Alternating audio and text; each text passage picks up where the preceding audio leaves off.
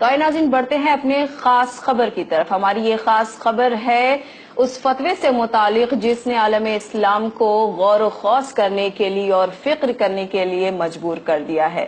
جی ہاں ناظرین، ہم بات کر رہے ہیں مصر کے الازہر کے مفتی و عالم ڈاکٹر الطیب کے دیے گئے فتوے کے متعلق، جنہوں نے اس فتوے میں شیعہ اور سنی حضرات کے درمیان پیدا ہونے والی غلط فہمیوں کے نہایت ہی امن اور صبر کے ساتھ تمام جوابات دیے ہیں۔ اس فتوے سے متعلق یہ بھی بات بتائی جا رہی ہے کہ یہ فتویٰ عالم اسلام کے لیے نہایت ہی تاریخ رقم کر دینے والا ہے، ساتھ ہی ساتھ ہر کسی کو آج ضرورت ہے اسے سننے اور اسے سمجھنے کی۔ جی ناظرین، ہم بات کر رہے ہیں پچھلے دنوں ایجپشن چینل پر دیے گئے انٹرویو میں بتائے گئے وہ تمام سوالات کے جوابات جنہیں دیے تھے الازہر کے مفتی و عالم ڈاکٹر الطیب نے، اور اس ٹی وی چینل پر پوچھے گئے یہ سوالات اور ان کے جوابات کچھ اس طرح تھے۔ پہلا سوال، آپ کے مطابق کیا شیعہ عقائد میں کوئی پریشانی نہیں ہے؟ الطیب نے کہا بالکل نہیں، بلکہ 50 سال پہلے شیخ محمود شلتوت جو کہ الازہر کے چانسلر بھی تھے، انہوں نے یہ فتویٰ جاری کیا تھا کہ شیعہ فقہ اسلامی فقہوں کا 5واں فقہ ہے، جیسے 4 فقہ اسلام میں پہلے سے ہی موجود ہیں۔ دوسرا سوال، ہمارے بچے شیعہ اسلام سے کافی متاثر ہو رہے ہیں، اسے اپنا رہے ہیں، ایسے میں ہم کیا کریں؟ ایسے بچوں کو اس فقہ کو اپنانے دیں، انہیں تبدیل ہونے دیں۔ کیا ہم کچھ کہتے ہیں جب کوئی مالکی یا حنفی جماعت کو چھوڑ دیتا ہے؟ یہ بچے بس 4تھے فقہ کو چھوڑ کر 5ویں فقہ کو اپنا رہے ہیں، جو کہ لائق تنقید نہیں ہے۔ شیعہ اب ہمارے رشتہ داروں میں سے ہوتے جا رہے ہیں، ان کے بچے ہمارے بچوں سے نکاح کر رہے ہیں، اس پر آپ کیا کہیں گے؟ انہوں نے جواب دیا، اس میں غلط کیا ہے، نکاح ہم مذہب سے جائز ہے۔ پھر سوال کیا گیا، ایسا کہا جاتا ہے کہ شیعہ حضرات کے پاس الگ قرآن مجید ہے۔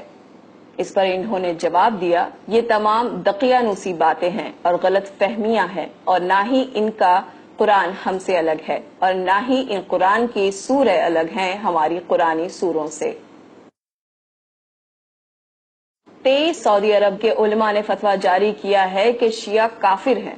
الطیب نے جواب دیا، مسلمانوں کے لیے فتوے جاری کرنے کی الازہر کے پاس ہی اتھارٹی ہے، اس لیے اس کے علاوہ جاری ہونے والے سارے فتوے بے معنی اور جعلی ہیں۔ تو پھر آخر فرق کہاں باقی رہا؟ شیعہ اور سنی میں کیا فرق ہے اور ان کے کیا معنی ہیں؟ الطیب کا جواب تھا، یہ تفرقات بیرونی سازشوں کی پالیسیز ہیں جو شیعہ اور سنی حضرات میں فساد پھیلانا چاہتی ہیں۔ ان کا اگلا سوال، میرے پاس نہایت سنجیدہ سوال ہے، اور وہ یہ کہ شیعہ حضرات ابو بکر اور عمر کو نہیں مانتے، تو پھر آپ کیسے کہہ سکتے ہیں کہ یہ مسلمان ہیں؟ الطیب نے جواب دیا، ہاں یہ حضرات نہیں مانتے، پر کیا ابو بکر اور عمر کو ماننا اسلامی قوانین میں شامل ہے؟ ابو بکر اور عمر کی کہانی تاریخی ہے، ان کا اسلام کے بنیادی عقائد و قانون سے کوئی لینا دینا نہیں۔ ان سوالات پر حیرت زدہ ہوتے ہوئے ایک اور سوال کیا گیا کہ شیعہ حضرات کا بنیادی مسئلہ ہے، اور وہ یہ ہے کہ شیعہ حضرات کہتے ہیں کہ ان کا امام وقت 1000 سالوں سے اب بھی زندہ ہے۔ الطیب نے جواب دیا، ہو سکتا ہے کہ وہ زندہ ہوں، کیوں، کیا یہ ممکن نہیں ہے؟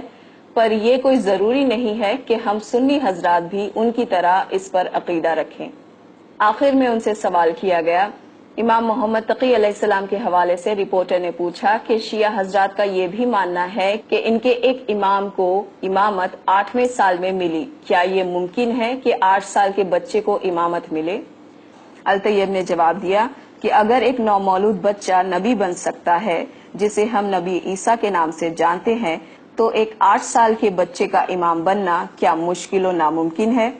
اور یہ بات کوئی عجیب بھی نہیں، حالانکہ ہم اہل سنت حضرات اسے تسلیم نہیں کرتے، پر شیعہ حضرات کا یہ عقیدہ اسلام سے باہر کا نہیں ہے، اور نہ ہی اسلام کو اس سے خطرہ ہے، اور یہ حضرات مسلمان ہیں۔ اور اس طرح الازہر کے مفتی و عالم نے ان تمام جوابات کے ساتھ یہ ثابت کر دیا کہ اسلام میں صبر و تحمل اب بھی باقی ہے، اور اس میں اتحاد دنیا کے سامنے لانا نہایت ہی ضروری ہے۔